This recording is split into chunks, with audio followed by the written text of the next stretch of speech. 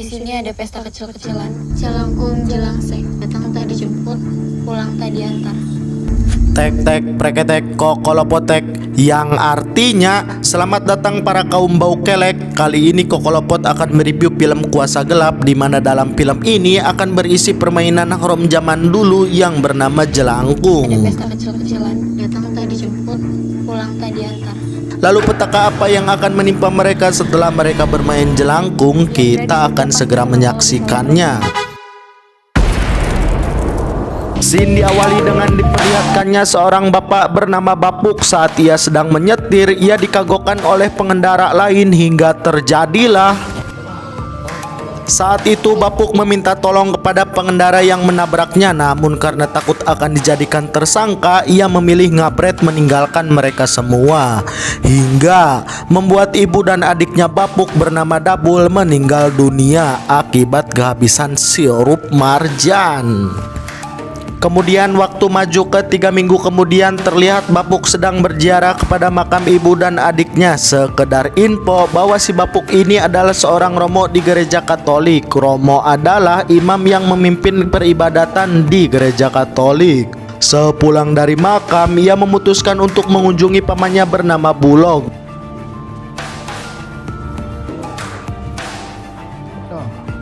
Ia mengatakan kepada pamannya bahwa akan mengundurkan diri sebagai romo di gereja Katolik. Saat itu Bulog mencoba menahan Bapuk agar tetap pada jalan kebenaran, tapi Bapuk yang sudah bulat tekad itu tetap memutuskan untuk mengundurkan diri dari jabatan romo. Hingga mau tidak mau Bulog mempersilahkan Bapuk pergi. Saat bel gereja berbunyi, mereka segera menuju ke tempat itu. Di sana terlihat ada pria bernama Ajis dan perempuan bernama Prilly. Mereka berdua adalah pasangan kekasih yang taat beragama. Setelah ibadah selesai, Ajis menanyakan Lia yang tadi ikut beribadah bersamanya.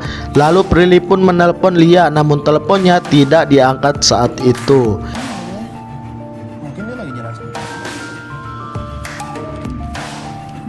Di sisi lain, diperlihatkan Lia yang sengaja membiarkan teleponnya berdering karena ia sedang nongkrong di kafe dengan teman-temannya bernama Waduk. Di sini Waduk menyela Lia karena tidak mengangkat telepon ibunya. Pasti kamu malas ibadah ya, atau kamu malas ketemu pacar mamamu, ucap Waduk.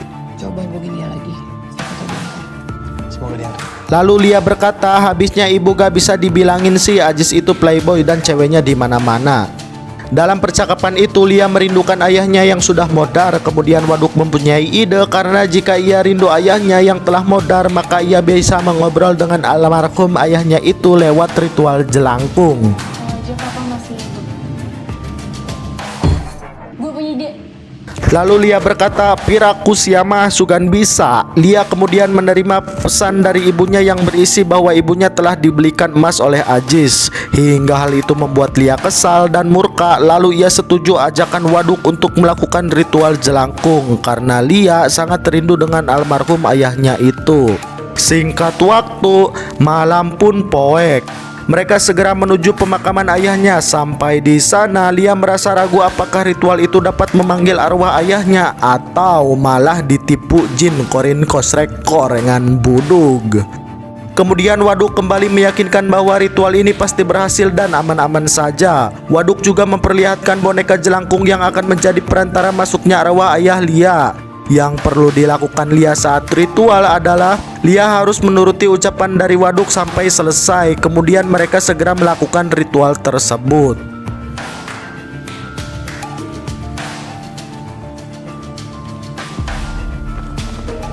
Jelangkung jelangsek. Di sini ada pesta kecil-kecilan. Datang tak dijemput. Pulang tak diantar. Setelah boneka itu dimasuki arwah gentayangan, Waduk mengetes boneka itu demi membuktikan bahwa di dalam bonekanya adalah arwah ayah Lia. Apa yang namanya kayak Waduk menanyakan kepada boneka itu siapa yang bernama Lia. Lantas boneka itu langsung menghadapkan kepalanya kepada Lia. Setelah yakin itu adalah ayahnya, Lia langsung mengungkapkan tujuannya, yaitu Lia meminta agar ayahnya memisahkan sang ibu dengan pacar barunya yang bernama Ajis. Kemudian mereka berdua digerebek penjaga makam hingga membuat keduanya ngabret seabret-abretnya. Singkat waktu, saat Lia tiba di rumah terlihat ibunya yang menunggu kepulangan Lia sampai ibunya itu ngorok di atas kursi. Lia yang sangat sayang kepada ibunya, ia langsung menyelimuti sang ibu. Hingga saat ia akan masuk ke kamar, ternyata ibunya tengah berada di sana. Nah, siapakah tadi yang sedang molor di sofa itu? Apakah jin Petot? Kita akan cari tahu. Kemudian Lia segera masuk ke kamar dengan perasaan yang merinding parah. Ternyata si badut Lia ini malah membawa boneka jelangkung ke rumahnya. Pagi harinya terlihat Lia yang akan ngebret ke sekolah, ia malah mendengar ibunya yang sedang cekcok dengan Ajis. Ajis mengatakan kepada ibunya bahwa ia akan membatalkan pernikahan apabila ia tidak memberikan jatah rohani setiap hari. Mengetahui hal itu, Lia merasa ritual jelangkungnya telah berhasil, lalu berterima kasih kepada arwah ayahnya. Dirasa boneka itu sudah tidak berguna, ia membuangnya ke tempat sampah. Sampai di sekolah, Lia berpapasan dengan Bapuk. Lia merasa senang karena Bapuk kini sudah bisa ceria lagi setelah kehilangan ibu dan adiknya. Rendra di surga pasti senang kalau bisa lihat Romo senyum. Saat sampai di kelas, Lia segera menceritakan kejadian tadi pagi kepada Waduk bahwa ritual jelangkung yang kemarin kita lakukan telah berhasil. Bukannya ikut senang, anehnya si Waduk ini malah menunjukkan ekspresi ketakutan dengan muka yang pucat Petot bulhek dabul. Hingga Lia merasa ada yang salah dengan Waduk karena melihat luka di leher Waduk. Namun Waduk juga tidak tahu penyebab luka di lehernya itu. Nah, setelah selesai sekolah, sesampainya di rumah Lia melihat ibu dan Ajis sudah baikan kembali. Mungkin sewaktu Lia sekolah, ibunya telah memberikan jatah palangkakan kepada si Ajis, hingga membuat Lia kembali merasa tidak senang. Sampai di kamar, Lia ngedumel kenapa si Ajis Petot itu mau kepada janda peot seperti ibunya. Di tengah kesedihan, tiba-tiba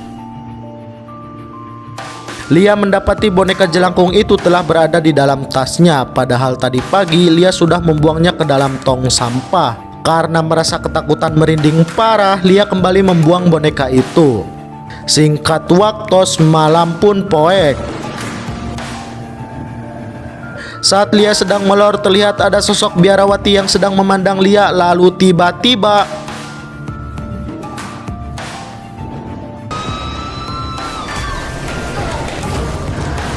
teriakan Lia kemudian terdengar ke kamar ibunya. Lalu saat ibunya masuk ke kamar,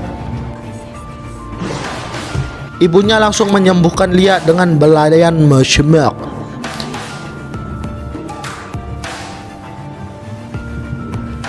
Esok harinya, Prilly yang sedang menyiapkan bekal untuk Lia, ia melihat bekas luka yang ada di tangan Lia. Nah, bekas luka Lia itu sama dengan bekas luka Waduk saat di sekolah kemarin.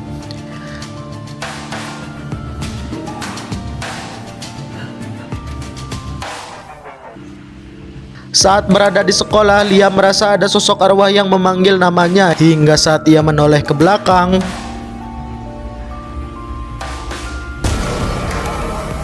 seperti film Bapuk pada umumnya, itu hanyalah halusinasi.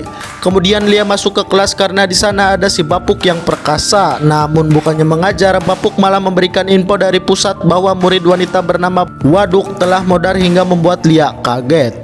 Salah satu dari teman kalian, jenazahnya akan dimakamkan malam ini. Lalu Lia dipanggil ke kantor guna dimintai informasi apakah si Waduk akhir-akhir ini bersikap aneh. Karena ternyata si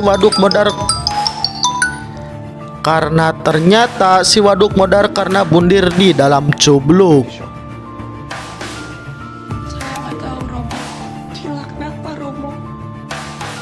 Mengetahui kematian Waduk yang tidak wajar, Lia pun ngahuleng. Karena dirasa Lia kurang sehat, mereka mengantarkan Lia pulang ke rumah saja. Hingga saat dalam perjalanan,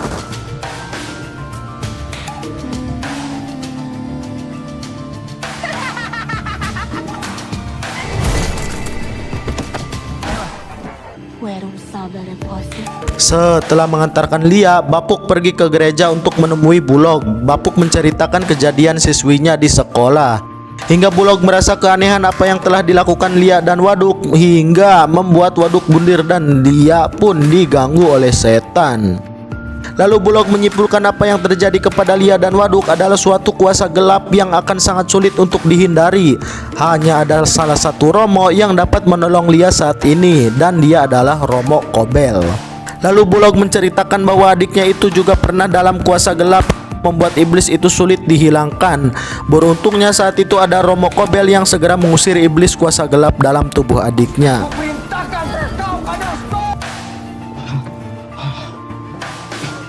Kembali kepada Bapuk dan Bulog yang sedang membahas Lia. Bulog mengatakan bahwa seharusnya Bapuk jangan keluar dari gereja karena ia membutuhkan asisten di saat-saat seperti ini. Karena pengusiran iblis kuasa gelap tidak bisa dilakukan sendirian. Terlebih Lia adalah teman Bapuk, maka Bapuk harus menolong Lia. Terus pengunduran diri kamu.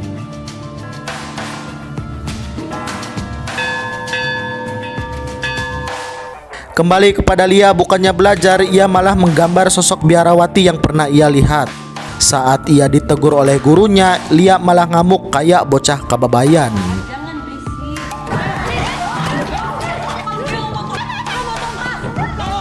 Hingga saat Bapuk datang, Lia mengatakan bahwa mereka semua adalah orang munafik, jahanam, bangsa tak berotak.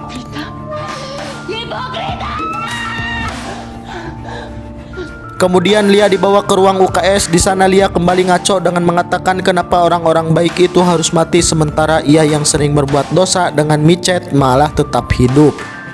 Lia juga merasa bahwa Waduk meninggal karena kesalahannya. Lalu si Bapuk sok baik sok bijak ini mengatakan bahwa itu sudah jadi kuasa ilahi dan kematian tidak bisa dihindari.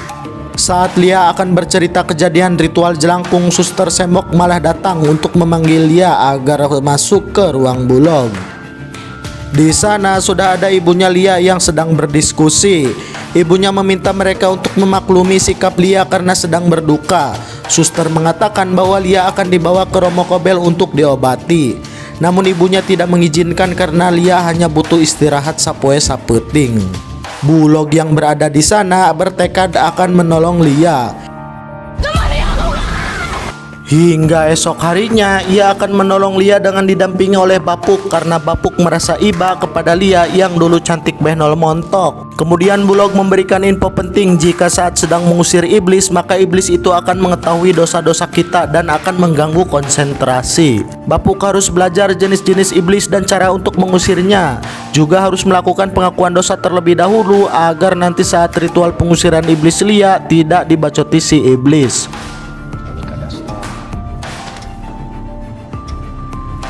Ibunya meminta maaf kepada Lia karena jarang mengobrol dengannya. Meskipun begitu, ibunya tetap sayang dan cinta kepada Lia. Lalu Lia terketuk hatinya hingga ia menceritakan kejadian saat di kuburan bersama dengan Waduk. Saat itu mereka berdua malah melakukan ritual jelangkung untuk memanggil arwah ayahnya karena Lia sangat rindu dengan ayahnya. Hingga saat ibunya memeluk Lia, tiba-tiba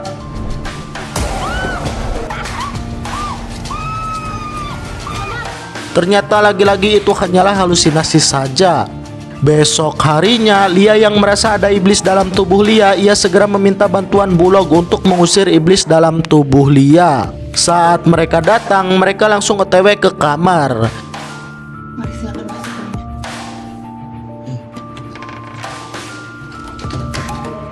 Sejak Kayla dan Cilap pergi ke kuburan, Saat mereka melakukan ritual, terlihat Lia yang tenang-tenang saja sambil berkata, "Gue tidak apa-apa, lu semua yang gile."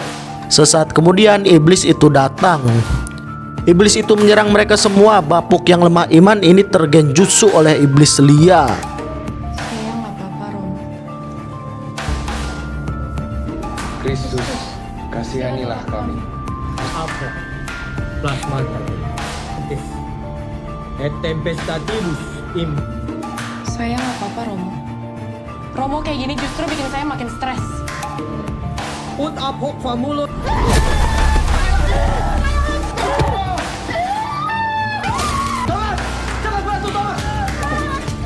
Tolong aku, Kak.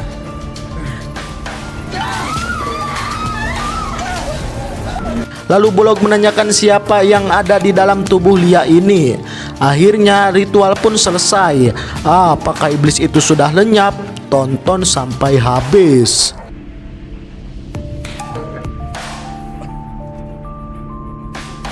Saat ibunya membereskan kamar yang berantakan, ia tidak sengaja menemukan buku catatan milik Lia, dan isinya adalah gambar-gambar biarawati yang sangat creepy, menakutkan. Tidak hanya itu, ibunya juga menemukan boneka jelangkung dan segera memotonya. Di sisi lain, Bulog sedang merayu Bapuk agar Bapuk tidak jadi keluar dari gereja karena Bulog sangat membutuhkan bantuan Bapuk. Namun Bapuk menolak karena jika nanti sudah menjadi Romo senior, ia akan tetap membujang seumur hidup. Kamu punya potensi itu. Saat Bapuk berada di rumah, ia kembali mengingat masa-masa saat ibunya masih hidup.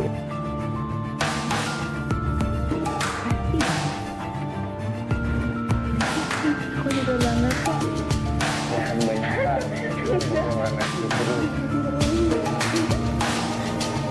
Di sisi lain, ibunya Lia terbangun karena mendengar suara Lia. Lia yang terlihat creepy menakutkan tiba-tiba tidur di samping ibunya, hingga membuat ibunya merasa merinding. Kayla, ngapain? Seandainya aku bisa lebih sering tidur. Pagi harinya terlihat Ajis yang hendak melabrak Lia dengan kasar hingga ibunya langsung melerai mereka semua. Ajis mengatakan itu bukan Lia, itu adalah iblis yang masih merasuki Lia.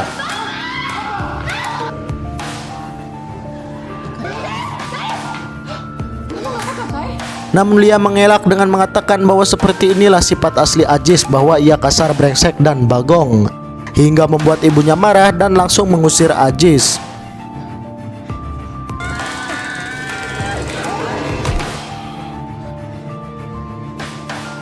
Malam harinya Prilly kembali menemui Bulog. Ia mengatakan bahwa Lia selalu mengalami hal-hal aneh setiap hari. Terlebih ini juga disebabkan karena masa lalu yang kelam. Karena dulu ia hamil ketika masih SMA dan diusir oleh orang tuanya, membuat status Lia saat ini adalah anak haram.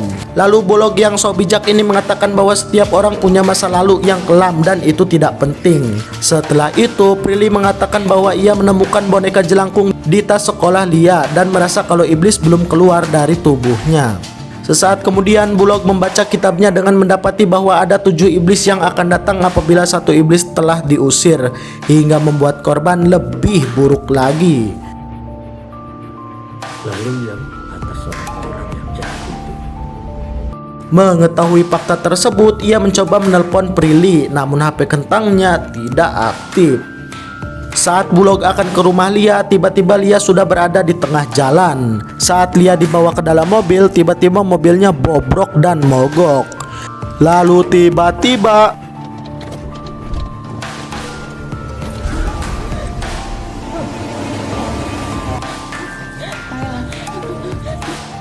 hal itu membuat Bulog masuk ke rumah sakit. Kemudian Bulog menceritakan kepada Bapuk bahwa Lia dan Waduk telah melakukan ritual jelangkung di tengah malam hingga iblis Lucifer datang dengan pasukannya.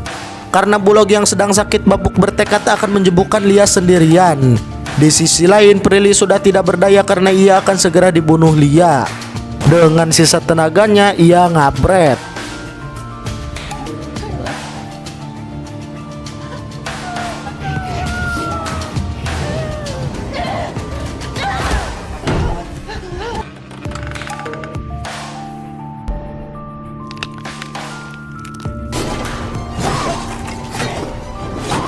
Lalu Bapuk datang untuk mengusir Lia. Saat itu Lia kembali kerasukan. Saat Bapuk akan menyembuhkan Lia, Lia berubah menjadi sosok ibunya Bapuk hingga membuat Bapuk tidak fokus. Kemudian ibunya memohon kepada iblis itu agar mengambil saja jiwanya dan melepaskan Lia. Lalu iblis itu memberikan pisau agar ia bundir. Saat bundir akan dilakukan, Lia kembali sadar dengan menghalangi ibunya.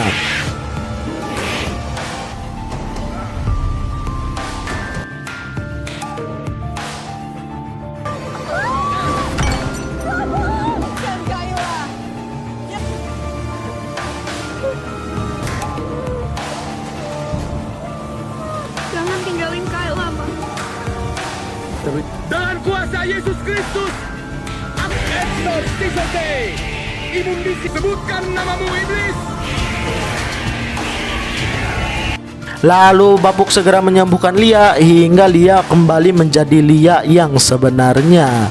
Film pun selesai. Ending yang Bapuk Kokolopot pamit, capek ngabacot akan seduh kopi.